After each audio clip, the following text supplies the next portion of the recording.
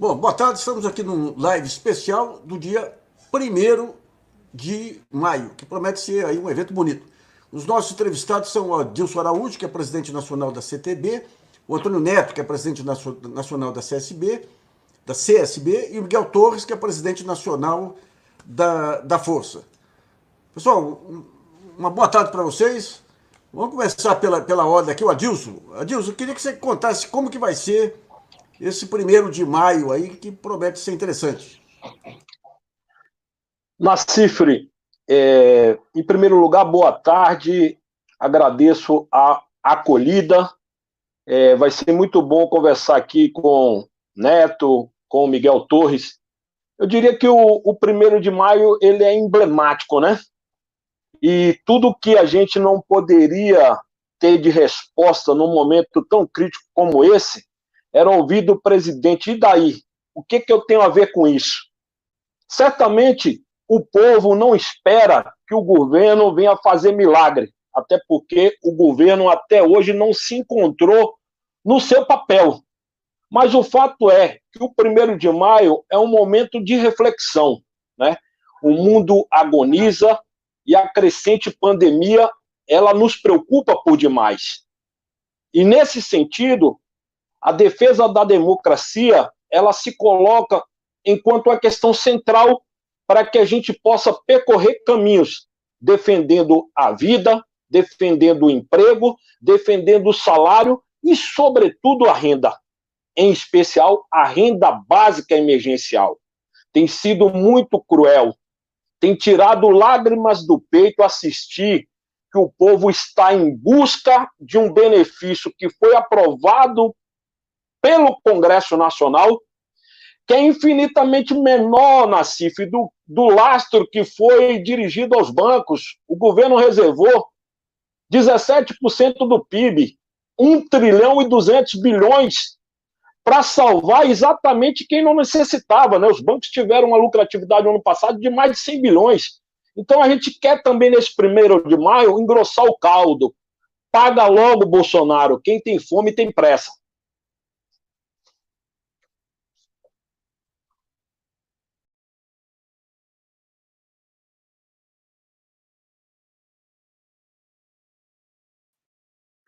Seu som está desligado. Então, essa questão emblemática do 1º de maio, havia rumores aí de que vai haver uma junção aí de grandes lideranças nacionais. Como é que vai ser organizado esse 1º de maio virtual e quem são as lideranças que vão participar? Nasci, primeiro, obrigado pela oportunidade, é um prazer sempre estar com você, nós que somos seus fãs, acompanhamos há muitos anos, você sabe disso, temos uma amizade de longo tempo. Saudar os amigos que estão aí, o Miguel e também o Adilson, e dizer, olha, na verdade, nós estamos fazendo, o 1º de maio nosso esse ano, ele é um pouco maior no sentido da organização, ele vai juntar artistas populares, nacionais e internacionais, vai juntar partidos políticos, personalidades e as centrais sindicais, dirigentes sindicais. Pra você ter uma ideia, todos os partidos aí chamados partidos progressistas, né? PT, PCdoB, PDT, PSB, PV, me ajude se eu faltou algum aqui, Solidariedade vai estar também. Estaremos juntos, né? As lideranças desses partidos, Fernando Henrique Cardoso, chamamos o presidente do Senado, Alcolumbre, chamamos o presidente da Câmara, o presidente do Supremo Tribunal Federal. Então, nesse contexto, para que a gente possa expressar a nossa luta pela democracia, nosso compromisso com a democracia, a luta pelo fortalecimento daquilo que é a Constituição Federal, que você sabe, ficam ameaçando a Constituição Federal, ameaçando essas coisas todas. Então, é uma maneira, inclusive, de criar aqui uma frente democrática, progressista, contra essa outra área que está bastante, eu diria, ultradireita, que está pensando num Brasil diferente, inclusive ameaçando com AI-5, com intervenção militar, com o fechamento do STF, do Congresso Nacional, e nós queremos, do lado de cá, dizer o inverso de tudo isso, dizer, olha, é chegada a hora de fortalecer a luta e a garantia da Constituição, principalmente nas cláusulas pétreas, que é o que está ocorrendo toda hora, que esse governo solta medidas provisórias inconstitucionais, exclui entidades sindicais de negociações coletivas, ou seja, expressar esse momento para que a gente possa ter dias melhores e juntar uma luta muito grande, os progressistas do Brasil, contra o atraso. Muito bom, muito obrigado. Deixa eu perguntar para o Miguel agora. Miguel, como é que vai ser organizado isso aí? Vai ser um ambiente virtual? De que maneira que as pessoas podem acompanhar? Onde que vão acompanhar? E como que vão ser as entradas dessas lideranças no debate?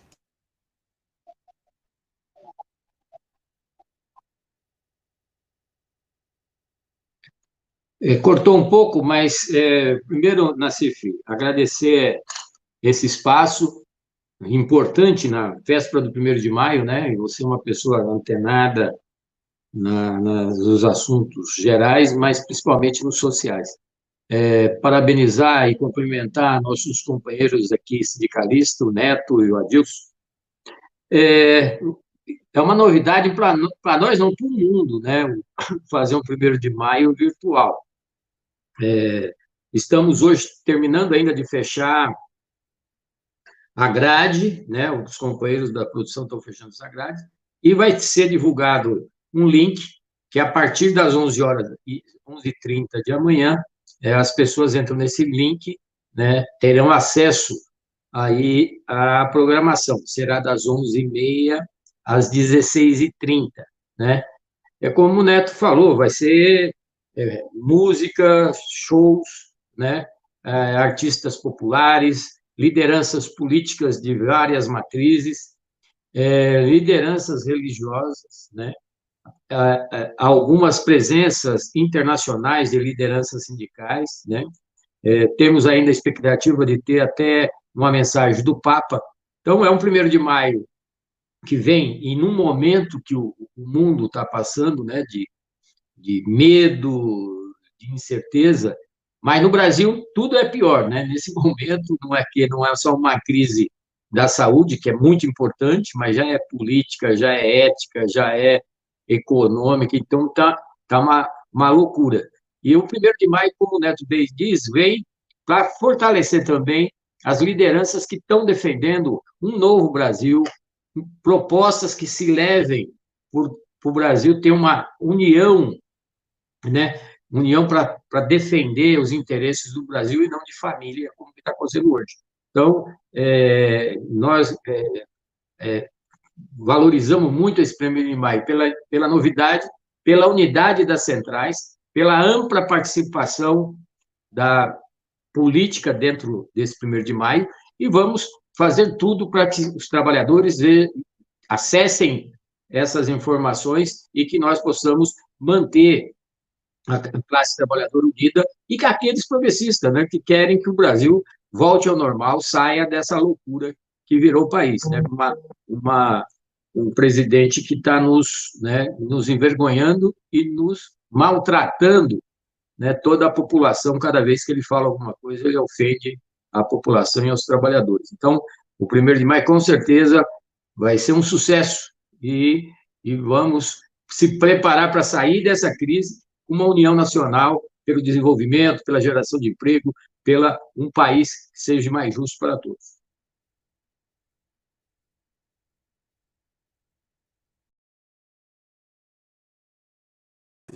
Eu quero ver com a Adilson o seguinte: nós estamos passando agora por mudanças, no caso do Brasil, aí, com nova legislação trabalhista, mas de qualquer maneira, uma tendência mundial de redução da formalidade do emprego, da folha de salários e tudo. Vocês têm discutido em conjunto aí para ver como que vai ser a representação sindical dentro desse novo mundo que se discutina por aí, Adilson?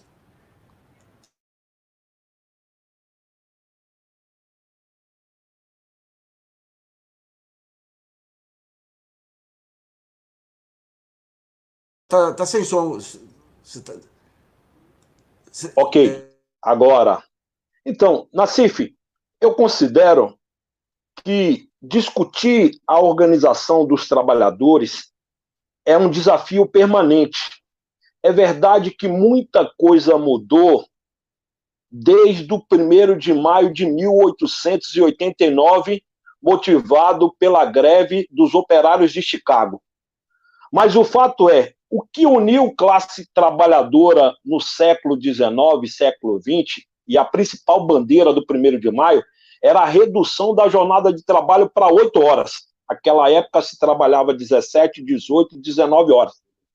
Nós alcançamos essa bandeira, e acho até que a Constituição de Cidadão, ela consagra, né, uma jornada de trabalho razoável. A gente sempre lutou e relutou para que fosse reduzida a jornada de trabalho, para reduzir também a exploração, já que no Brasil você tem uma elevada concentração de renda, né? O movimento sindical, ele precisa ter como norte, e eu acho que é o centro da política, disputar espaço de poder. Está muito claro, né, que a fragilidade que vive o movimento sindical é muito decorrente também da fragilidade do Estado Nacional, né? A pandemia, ela surge num período de crescente crise da economia global, ou seja, o sistema capitalista caducando, e é verdade que o mundo pré-coronavírus, em particular o Brasil, antes mesmo do coronavírus, o PIB do Paulo Guedes já vinha descendo a ladeira. Então, assim, a gente vai ter um tempo para mensurar, por exemplo, se dizia que teria que modernizar as relações de trabalho para gerar emprego. Até hoje a gente está esperando essa mercadoria. A proposta do contrato de trabalho verde e amarelo vigorou durante 6 meses sem gerar um emprego sequer. Ao contrário, a PNAD de hoje já aponta 13 milhões de desempregados. A CEPAL, que é um instituto econômico da América Latina, já aponta que nos próximos meses o nosso continente terá mais 30 milhões de pobres e algo em torno de 12 milhões a mais de desempregados. Então a política, ela precisa ser tratada de forma a evitar que o colapso seja bem pior no pós-coronavírus.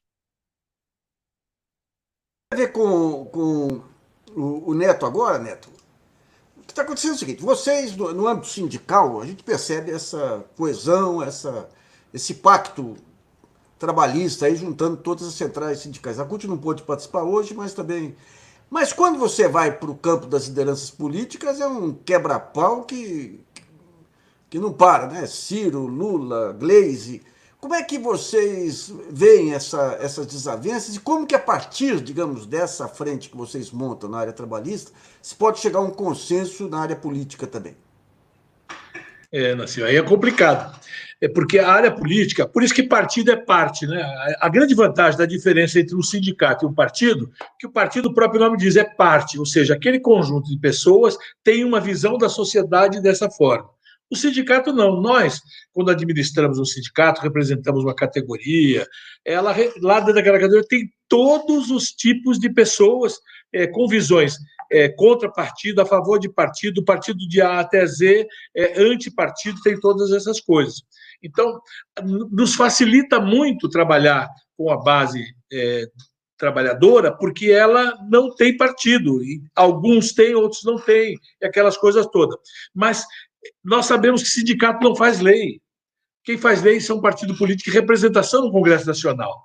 Então, agora, quando você está nesse momento difícil, e vamos lembrar os adágios de outrora, que dizia, a gente aprende na dor ou aprende no amor, nós estamos num momento de muita dor, que vamos aprender a conviver os diferentes para tentar um inimigo comum. Como já aconteceu na época da ditadura, você vai lembrar, quando nós enfrentamos, veio todo mundo junto, as diretas já, a derrubada da ditadura, anistia para todos, aquela coisa toda.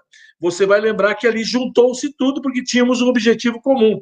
Agora nós temos que achar o objetivo comum. E eu creio que este momento de pandemia, esse momento de arrasa quarteirão que a gente está passando no Brasil e no mundo, que essa narrativa anti-Estado, anti-sistema de saúde estatal, contra funcionário público, papel do Estado, isso agora vai ser uma grande discussão de uma nova narrativa. Nós sempre defendemos, os trabalhadores, os sindicatos, a necessidade da reindustrialização. Você é testemunha disso. Nós sempre defendemos o Sistema Único de Saúde. Nós fomos contra a emenda 95, que travou por 20 anos o crescimento dos investimentos nas áreas sociais. Está agora aí, aparecendo todas essas mazelas. E quem é que sai primeiro pedindo intervenção do Estado, se não esses liberais hipócritas que, na verdade, dizem o seguinte: quando eu estou bem, não preciso do Estado. Quando eu estou mal, por favor, Estado. É lembrar 29, Keynes, é lembrar Plano Marshall, já da Europa pós-guerra, todas essas coisas. Agora é uma hora de discutir. Como é que nós vamos, como o Miguel começou a dizer, como é que nós vamos retomar essa brincadeira? Porque nós vamos passar por um processo muito difícil e agora vamos precisar de uma unidade muito grande, política, econômica e sindical, juntos para fazer uma saída para essa crise para o Brasil.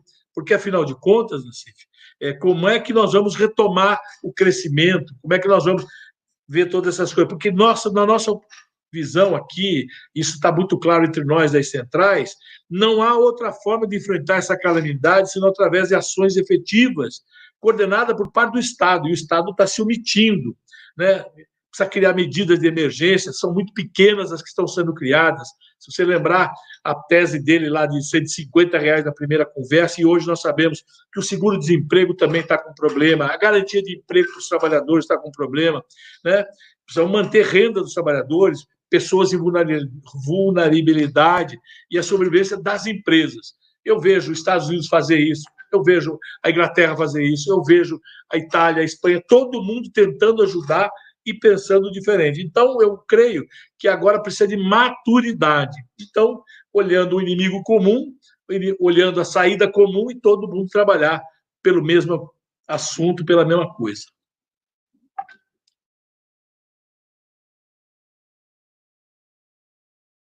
Eu queria ver com o Miguel. Miguel, desde do impeachment do governo Temer, que começou um processo claro aí de tentativa de destruição dos sindicatos. Quando você pega os Estados Unidos hoje, aí, há uma consciência da importância fundamental do sindicato, até como um contraponto aí a esse fim do emprego aí com indústria 4.0 e tudo. Como é que vocês estão fazendo para resistir nesse momento?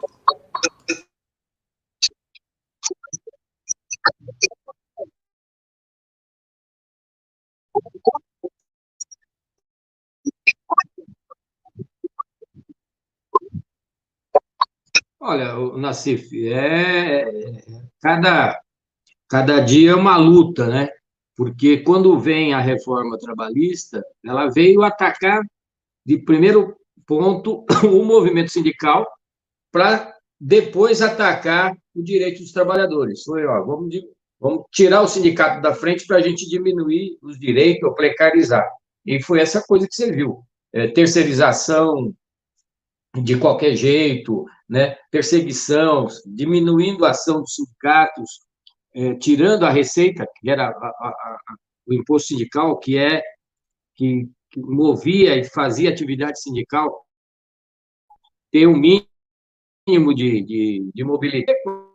E eles tiveram, nesse momento, que eu acho que é importante fazer essa lembrança, né? Foi uma reforma trabalhista que tirou 101 itens, 102 itens de garantia dos trabalhadores, atacando o direito dos trabalhadores, com o discurso que era modernizar para gerar emprego. E isso foi de uma maneira tão bem feita, né, da narrativa do governo, que um ponto que teve na reforma trabalhista, que os trabalhadores esqueceram dos outros 101 pontos, que foi o fim do imposto sindical. O trabalhador, por esse ponto, ele aprovou a reforma trabalhista. Isso foi gravíssimo, né? O que nós estamos vendo hoje é o trabalhador já começa de novo a aproximar do movimento sindical, sente a necessidade do movimento sindical, por isso que o movimento sindical não morreu, e essa unidade das centrais sindicais, que eu digo que é unidade e maturidade, porque conseguem travar o debate, construir uma pauta única, uma pauta de consenso para trabalhar na defesa dos interesses do trabalhador. Até porque o trabalhador, lá na fábrica, no comércio, no ambiente de trabalho dele, ele não quer saber se o sindicato é CUT, se é UGT, se é SB, se é CTB, ele quer saber dos direitos dele estar bem representado e garantindo os seus direitos.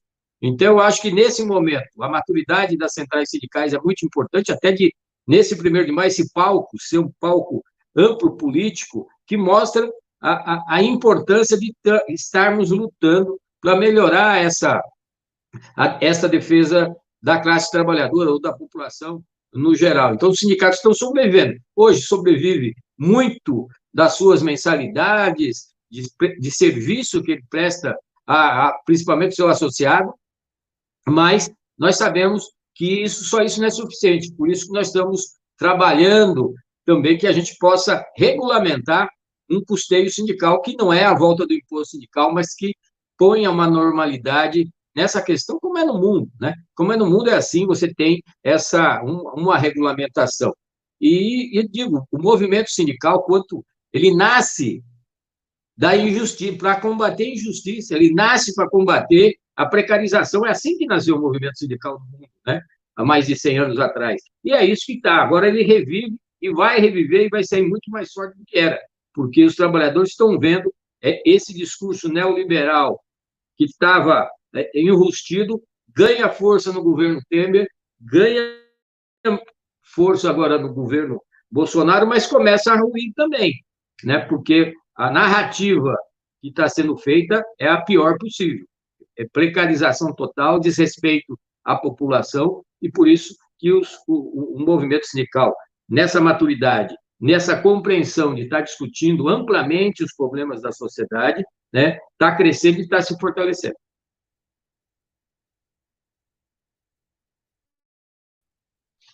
Vamos à nossa rodada final aqui. Eu queria ver com a Adilson 2 coisas. Primeiro, lembrar que Michel Temer e Luiz Edson Fachin, no começo de carreira deles, eram advogados de sindicatos. O Fachin até pouco tempo atrás, antes de virar advogado, o escritório dele virar advogado de grandes grupos aí. E eu lembro, algum tempo atrás, que havia uma união, em momentos de crise, inclusive, 2008 houve isso, entre centrais sindicais e federações empresariais também, porque vocês são parceiros das indústrias, do comércio e tudo. Como é que está hoje a sensibilidade da representação empresarial nessa guerra contra a recessão e contra essa financiarização da economia? Então, eu começo com o Adilson.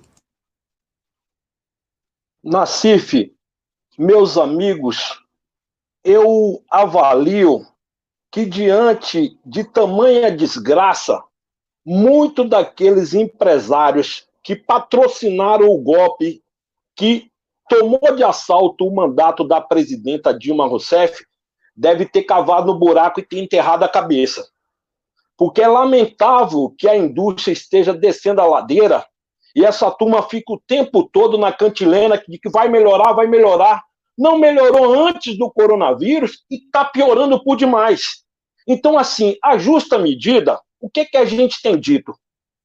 Tem que retomar a atividade? Tem, diabo, tem que retomar, vamos retomar. Agora, vamos fazer a reconversão industrial, vamos fazer teste, vamos fazer respiradores. Nós não vamos deixar o Brasil entrar no colapso de cemitério. Sabe quando foi que teve um protesto para ter o direito de ser sepultado? Há 184 anos atrás. Foi o primeiro cemitério, foi criado em Salvador. Teve uma eclosão contra a cólera, muito decorrente de que os corpos eram jogados na vala. Salvaguardadas as proporções, hoje está acontecendo a mesma coisa, né? O povo está sendo jogado nas valas e o trator jogando terra por cima. Então, assim, a cemiterada é um tempo que a gente não gostaria de repetir, está se repetindo agora. Muito decorrente de quê? De um empresário fora de foco. E isso também aqui para nós, né? O empresário, ele está se acostumando em comprar título da dívida pública, enriquecer na especulação, porque a posição do governo Bolsonaro é pegar o nosso petróleo cru, encher o navio e mandar para os Estados Unidos. O povo não sabe, mas é fato. Nós pegamos a nossa matéria-prima, entregamos ao capital externo. O resultado disso qual é, Nassif?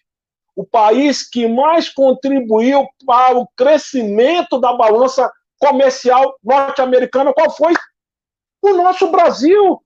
Então, nós estamos entregando a nossa riqueza para enriquecer as economias lá fora, quando o nosso povo está pagando um preço muito caro por esse desgoverno. Assim, é literal que a gente sacuda também e diga ao Robson Braga da CNI, não há problema nenhum em citar nome, ao Paulo Scaff, que basta de mediocridade, meu Deus. Vamos unir o país para a gente colocar o Brasil, porque, finalizo, um país que já chegou à 6ª condição de maior economia do mundo, já deveria ter resolvido seus problemas estruturais de muito tempo. Nos assusta, 70 milhões de pessoas recorrer ao cadastro da Caixa Econômica para receber a renda básica emergencial.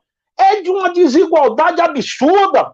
Precisa consertar esse país. E a pandemia, ela deve sinalizar nesse sentido. O Brasil que a gente quer é o Brasil da nacifada, da boa comida, da boa música, da arte, da cultura, do direito do povo ser feliz. É esse Brasil que nós queremos, e eu penso que o clamor do 1º de maio é isso. Unir o Brasil para que a gente possa efetivamente defender a nossa soberania, preservar o Estado Democrático de Direito, porque se depender do Bolsonaro, olha só o desplante do Bolsonaro, no dia que o Brasil bateu recordes, com mais de 400 mortes alcançadas em 24 horas, o Bolsonaro estava no estande de tiro.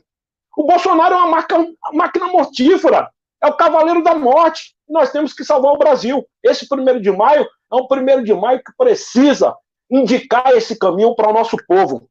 Romper com a fake news, chega de mentira, né, e trilhar num caminho de um mundo mais humano e menos desigual. Antônio Neto, como é que você vê aí essa tentativa, se é que existe hoje, de pacto com a economia real, com os industriais, com comerciantes e tudo, em favor da volta do crescimento? Vejo com um pouco... Eu sou otimista, você me conhece, eu sou otimista, mas vejo com muita dificuldade, porque quando a gente vai discutir com a indústria, eles apontam algumas coisas interessantes, aponta a questão no comércio também, várias coisas interessantes, mas na hora H de demonstrar efetivamente, nós vimos agora no julgamento da MP 936. Vai lá, a CNI diz, nós queremos que mantenha a medida provisória na íntegra.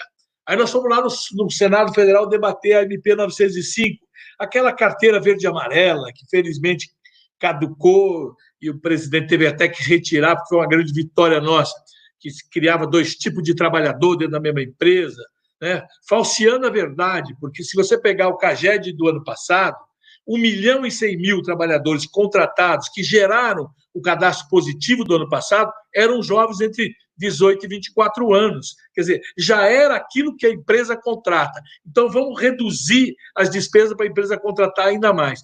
Veja você, Nassif, essa é a visão escravocrata que tem esses capitães de indústria.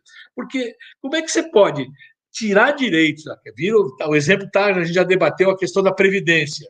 Quer dizer, tira do mais pobre para manter para os rentistas. Você tira agora direitos dos trabalhadores com essa carteira verde e amarela que eles tentaram. Você tira agora com a 936, 927. Ou seja, só tem medida provisória contra a classe operária, contra os trabalhadores, reduzindo o poder de compra, reduzindo o poder aquisitivo. Veja você, e não há ajuda estatal nenhuma. Quer dizer, agora, o Brasil está todo mundo discutindo que o capitalismo é sempre assim, né? Se você tem escreveu muito sobre economia, você tem pesquisa sobre isso. O que aconteceu em 29, quando quebrou? Keynes vai lá e diz, olha, o Estado tem que intervir. No país mais liberal do mundo, tem que intervir, porque se não intervir, quebra tudo. Como é que faz? Abre buraco e fecha buraco, dá dinheiro para os trabalhadores. Ou seja, o que o nosso governo faz? Não faz nada disso. Você vê o americano agora, 1 trilhão e 200 bilhões de dólares. São mais de 10 milhões de trabalhadores no seguro-desemprego lá. A ponto, veja, olhando aí para as eleições de novembro, Trump quer assinar o cheque do seguro-desemprego. Lá como cá, são todos iguais. Querem aparecer na fotografia achando que eles estão ajudando aqueles trabalhadores. Não, essa é a obrigação do Estado. É a obrigação. Quando a gente viu aí a emenda 95, Todas essas coisas, quando você discute isso com o patrão, lá a CNI, ou mesmo a Fiesp, que a Fiesp está pior, porque a Fiesp, inclusive, o presidente dela se organiza para organizar o partido do